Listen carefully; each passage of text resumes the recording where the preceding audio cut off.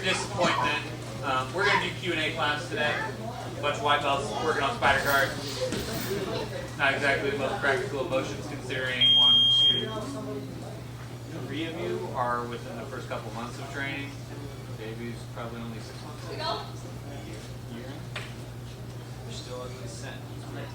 Thought you grew out of that by now. But so who's got something they'd like to learn? Dark choke from.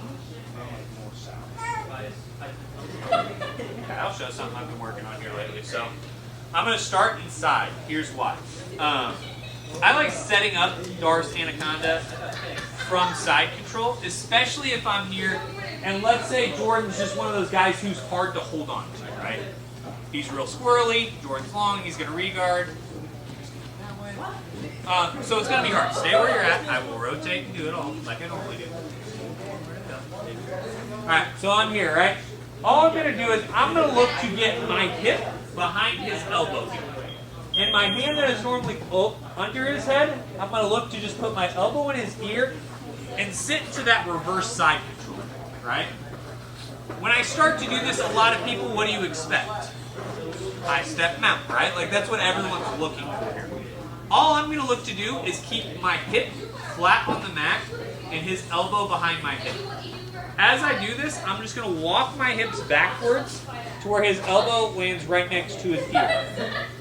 I'm going to look to scoop this hand underneath the head, walking backwards until I find my hand through.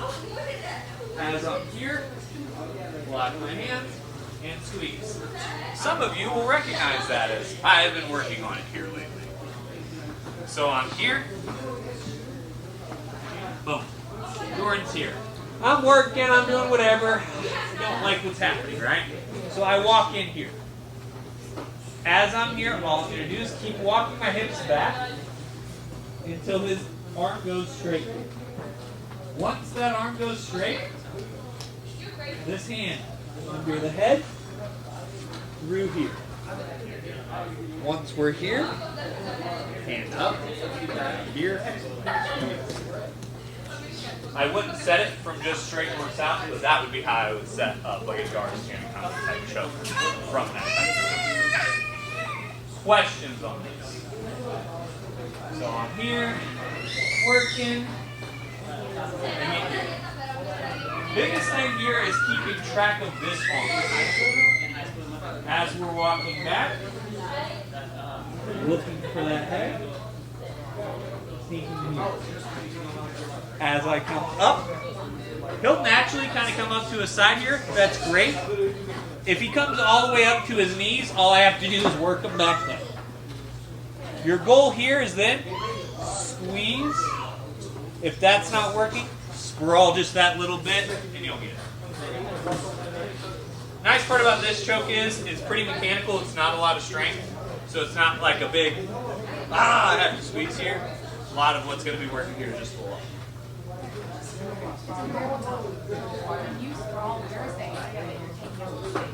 So when I'm here, right? I'm here. I walk. Once I'm here, it's applying all of my weight onto the top of that shoulder, which is going to crush that shoulder into this windpipe tighter. So it's going to hit that blood, and it's going to help with the blood on the bottom side too, because it's also weight going, it's transferring into both of these. So that's why I like that. A little bit of sprawl. I'm digging it as deep as I can go. So what if he tries shrimping out and pulling his arms back for 2 minutes? So like I'm here, just make sure I'm hearing you right. Boom, I get here, he tries to shrimp and do stuff. Like, instead of putting that arm behind, putting it underneath his head and trying to push that. Like if he's trying to frame here, it's great. Doesn't stop anything I'm up to. Now, is it going to make my life inconvenient? Probably. All of life is inconvenient. I mean, I date every jiu-jitsu class. It's just is what it is. But he's gonna. That frame will be in your way, but it's not going to stop you, so to speak.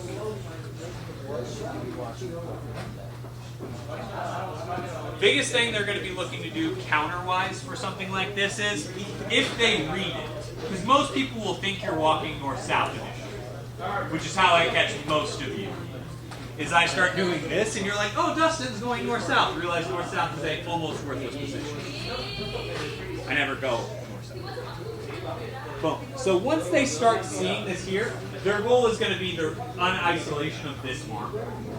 So for most of them, it's keeping this arm trapped because they're going to start trying to drag this elbow through and do all that. But here's the nice part.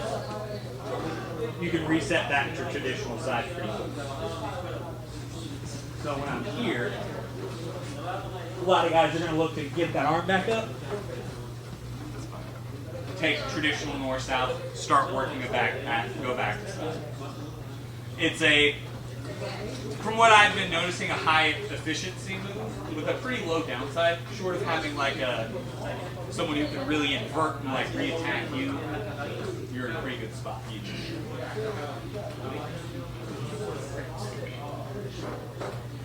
So north-south, it's going to be pretty easy to read. So let's say I'm here with Jordan. Me and Jordan are working here. And I start isolating this arm, going here. Jordan can read that pretty quickly, right? He's going to see that coming.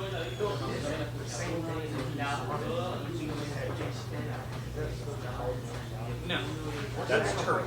This is the front headlock or turret. We worked that a couple weeks ago. Hands in, hands out. So for most people, anaconda is hand from the neck going outside to the arm. Darce is hand from the armpit going inside to the neck. They're essentially the same fucking choke. That is the difference. If I'm here, this is anaconda. This is Darce.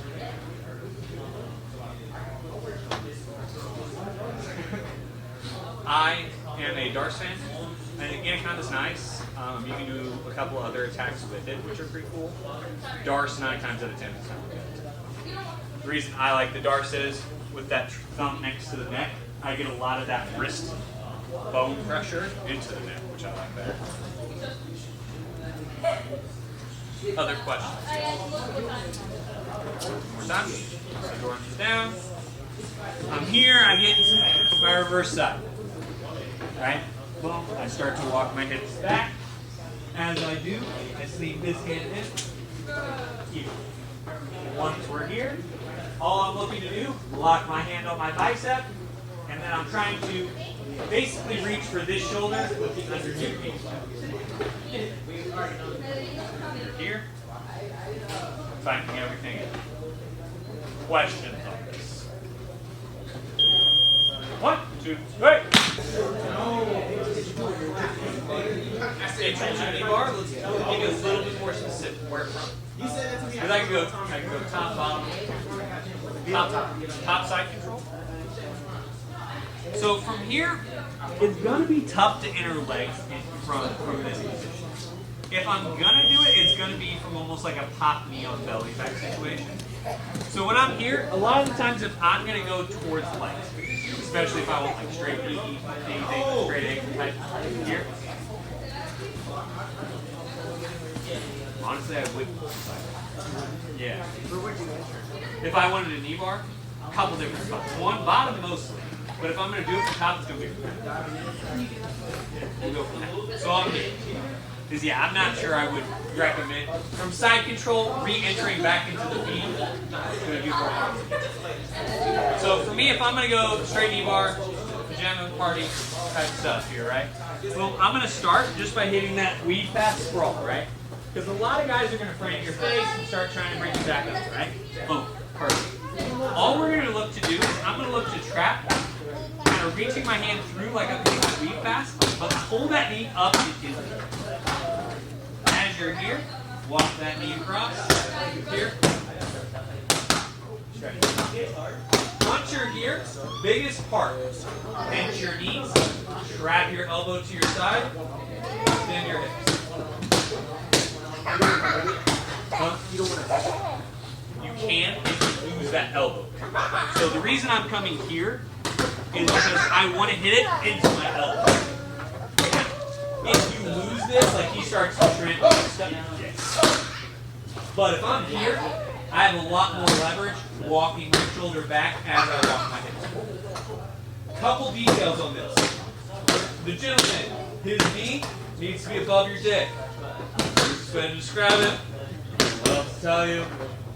Lady, above your head. What? Hey. Equal opportunity. They, them, just whatever you got. So when you get it here, if his knee is kind of below that point, I can squeeze all I'd like. If you feel that, like it's too low, climb the rope like you're in gym class. Okay. So, Jordan's seen knee bars before, right? He's going to start walking his hips out, trying to get this foot to my butt, right? Like what a lot of guys are going to do, where they're going to start to turn this way. I don't mind that, because all I'm going to do is start climbing the rope like it's in gym class.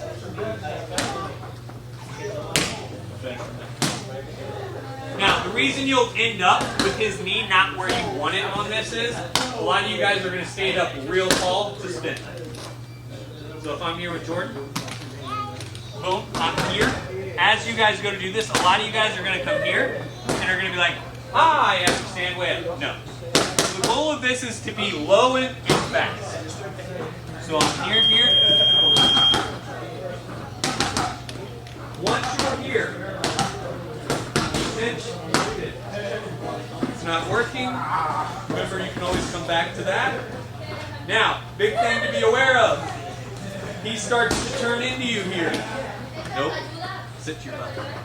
You are reaping the absolute shit if he gets his butt to the ground. So realize that, realize it early. And if he goes to get to his butt, get your feet out of there. Abandon ship. Stay on the knee. If that's not working, abandon. Or get that foot out of the reap. Because if not, you're... And again, you will get called for reaping at 99% of tournaments. Other questions on this? So for the knee bar, are there some tournaments that don't allow for certain belts? Yeah, absolutely. Knee bar is so most tournaments are allowing straight ankles at all levels. Above kids, right? In the adult division, you can basically get a straight ankle. That's still tournament by tournament, but 9 out of 10 tournaments now you can hit a straight ankle. Okay. In that, probably 5 out of 10 you can hit a straight knee bar in white belt. Or at least at not the low, like if there's a novice, intermediate, expert type, normally an intermediate. If there's 4 levels of no-gi, it's generally not the first one. If there's 3, it's kind of a 50-50 shot. Like anything, you got to play to the rules you're at. Unless I decide to make a tournament series, don't get to write the rules, so. Whatever. Time or energy for that. Other questions on this? Other than that, boom, we're here. I'm hand fighting, we're looking. Like I said, I like to set it up off that weave pass that we use. Boom. I'm here. I go to act like I'm going for that weave pass. He wings me up. Boom. Here. Drive that knee across the stomach. Tuck it right to the hip. As soon as you get here, boom. Looking to soften the elbow down. Pinch the knees. Spin the hips. This is the same mechanics of an arm bar. Just place it on the neck. Alright. Other questions?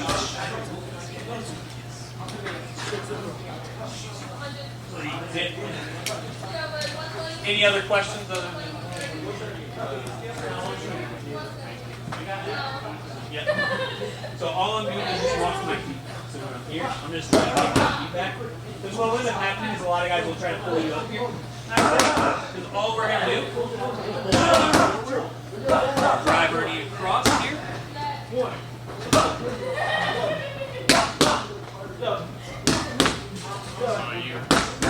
Is it more of like a heel thing that you're not kicking that leg through, or do you not want to kick that bottom leg through? So here's why I'm iffy on that bottom leg. I'm here. If he starts to sit here, I need this bottom foot to get my heel out. Now, we stay here. and I need this foot, I can't bring it out. I prefer to tuck it because it keeps it safe. Other questions?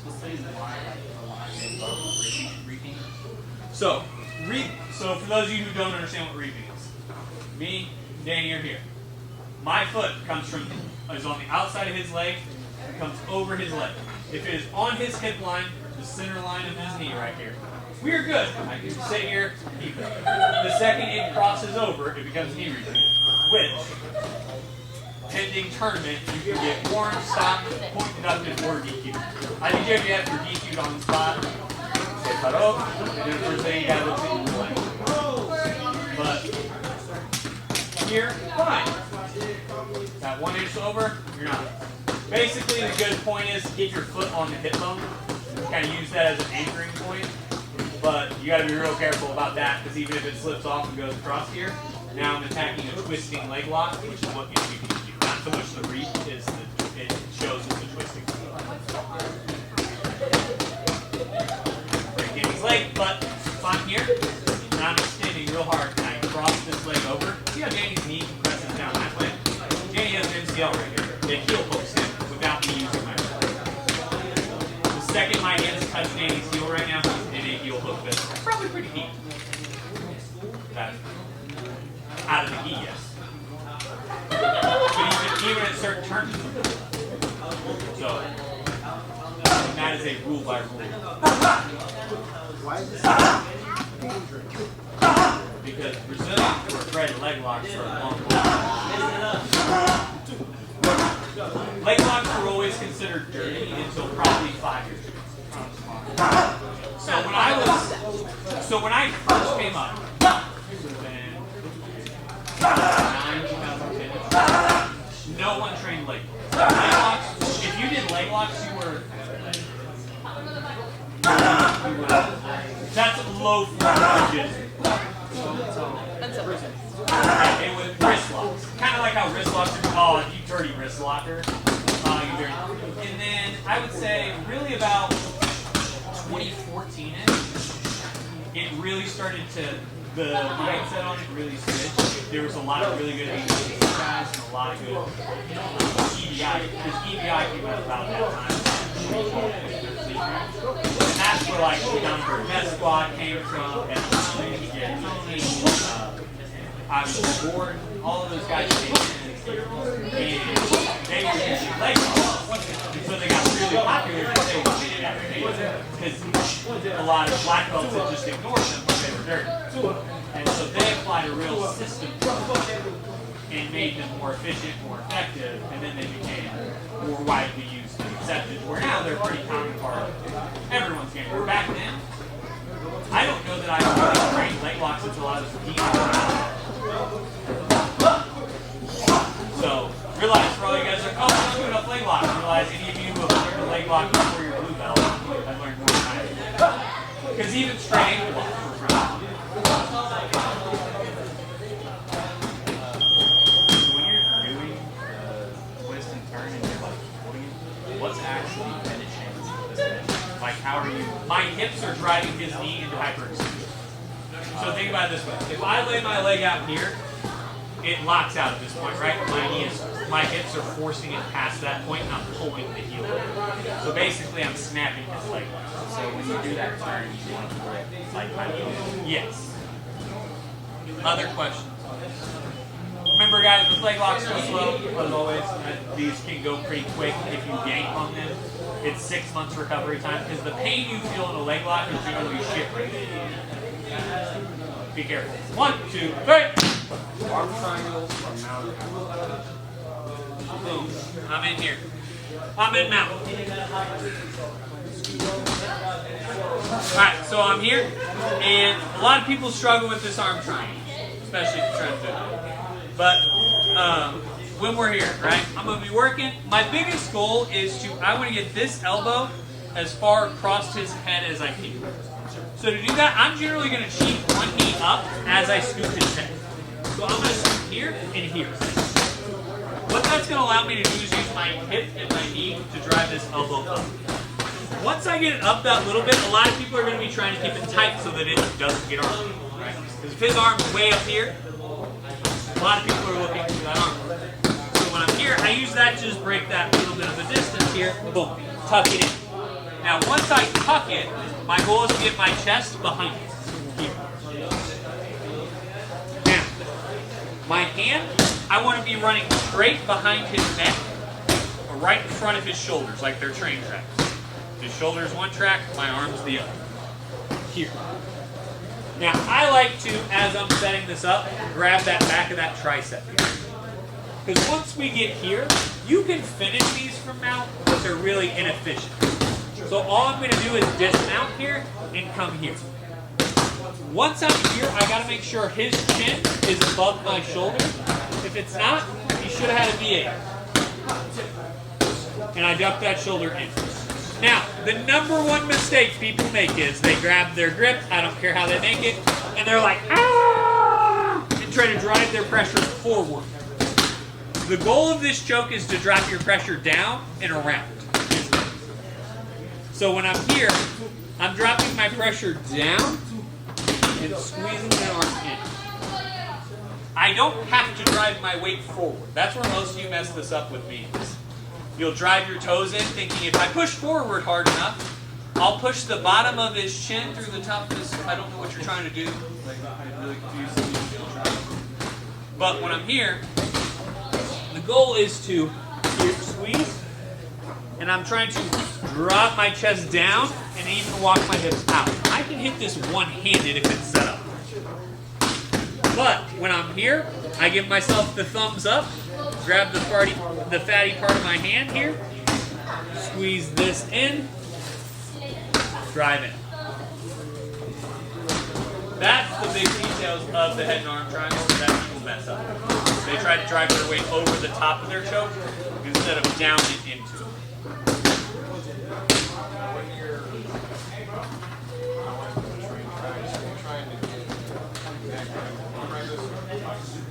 So when I'm here, the goal is I want his arm to where the side of his neck is in the crevice of my arm here, and his chin sits right above my bicep. Because if he tucks his chin here, I can squeeze as much as I want. It's going to be really uncomfortable for him, but it's not going to finish, right? So that's where I have to drop my weight back, get that head up, so while I feel that chin hit the top of my bicep here. Once it's there, then I'm able to drop my weight down, sink it around.